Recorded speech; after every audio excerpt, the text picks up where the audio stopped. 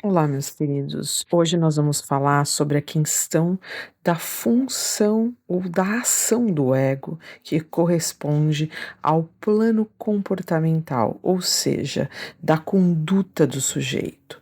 Não importa qual seja a sua questão, ou seja, dependência prolongada, ou seja, na verdade, aquelas conexões que a gente cria devido aos nossos desamparo, como no vídeo anterior que eu falo, né?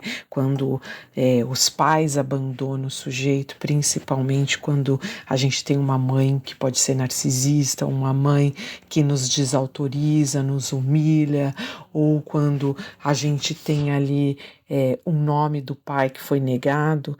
Muito se cria na sensação que a gente tem das nossas próprias capacidades de lidar, seja com as nossas tensões, seja com as nossas fantasias, mas principalmente com um ambiente de leveza harmônico, né? Após todo esse evento. Parece que a nossa vida é um acting out, né, de condutas sintomatológicas. Então, aqui a grande questão é a gente sair dessa tentativa quase que desanimada dos nossos próprios processos obsessivos. É muito sedutor a gente ficar num processo quase que histérico, culpabilizando o nosso passado sobre a nossa vida atual.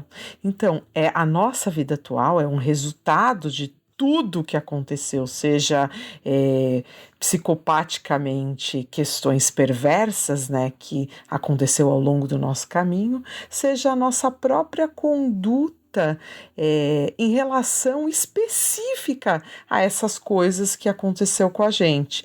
Então aqui o nosso campo, né, de estudo, né, do comportamento humano, ele privilegia o entendimento que a gente tem que ter do nosso mundo interior singular. Há uma expressiva corrente que fica muito presa nesse cognitivo comportamental, quase que behaviorista, né, que seria o behaviorismo, né, aquele positivismo que a gente tenta achar, só que no fundo tanto os positivistas quanto um comportamento inibidor, né, negativista, ele pode sim ser treinado no campo da escuta e da capacidade que o inconsciente tem de lidar com as nossas coisas conscientes, né? Então, qual que é a função terrível que o ego pode causar na gente? É uma formação de uma ansiedade, de uma angústia.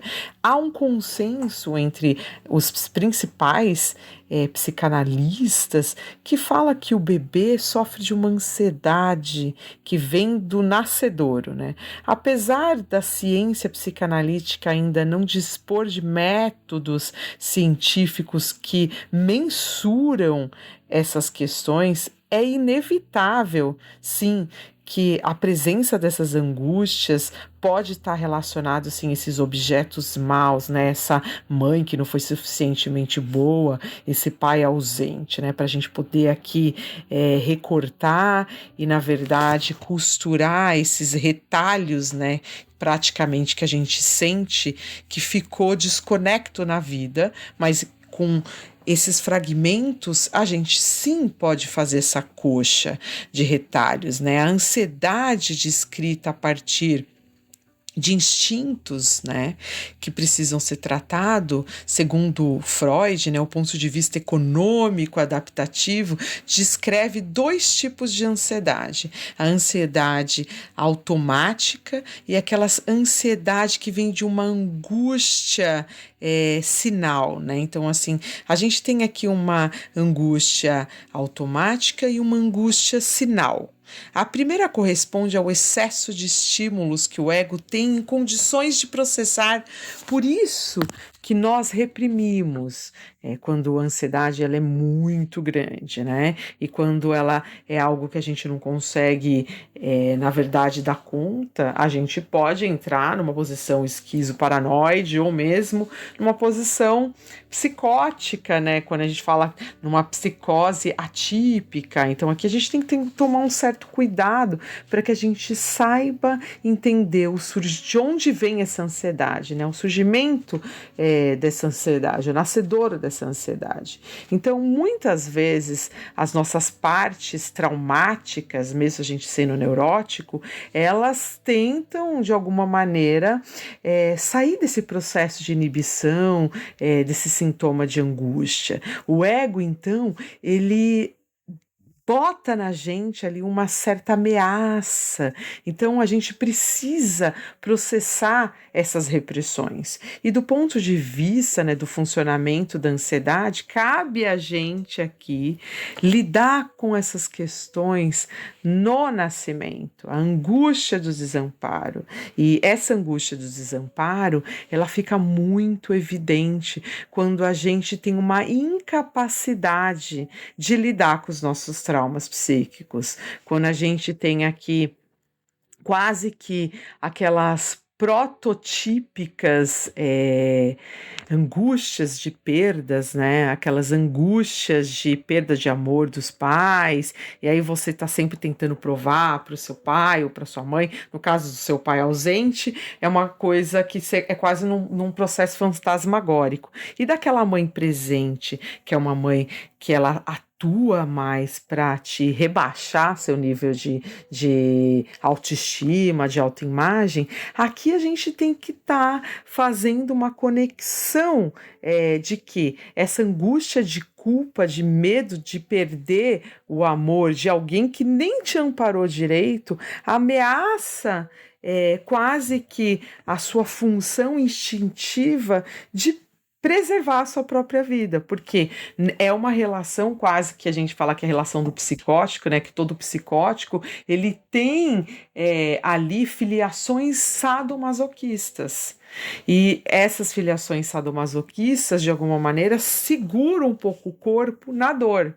Então, aqui a perspectiva que a gente tem que ter para mudar essa perceptoriedade em relação as relações, né? Porque às vezes a gente está numa posição esquizoparanoide que pressupõe a existência primitiva de um ego cruel. Então, esse ego cruel, esse superego, na verdade, cruel, ameaça, ele sofre essa ameaça de aniquilamento, essa depressiva posição. Então, aqui a gente tem que ter esse amor o estado que a gente está, às vezes, confusional. O que é esse amor? Esse amor é o auto-amor, né? Na verdade, esse amor que está confusional, que nem esse discurso que eu estou colocando, assim, para criar esse ambiente de ambiguidade, de amor e ódio, de objeto bom e objeto mal, o ego que apela para o excesso de identificações projetivas, por exemplo, ele traz muito bem essa base, né? Quando a gente pensa na angústia de aniquilamento, como, por exemplo, cita muito bem, descreve muito bem a Melanie Klein, dos objetos que a gente se sente ameaçado, né, de destruição.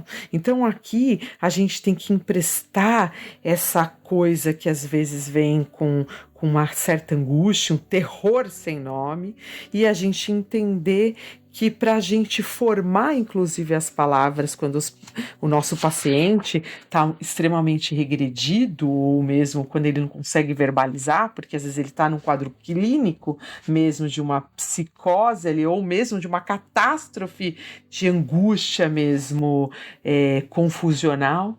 Então aqui para a gente, o importante é que a gente comece a acontecer nesse paciente, que a gente comece a criar estados de integração. E por quê? Porque esse sujeito às vezes está desintegrado da parte saudável, da saudável do ego e de si mesmo, né? Então é onde ele não se permite, de alguma maneira, achar o núcleo de felicidade, porque ele está ali sempre tentando satisfazer essa mãe que infelizmente nunca vai ser satisfeita. Por quê? Porque ela vive a angústia da perda. E essa perda desse objeto amoroso, esse homem que ela perdeu, ela culpabiliza esse ser humano que é o filho que ela acredita ser responsável por essa cisão. Então aqui a gente tem que entrar em mecanismo quase que de gratificação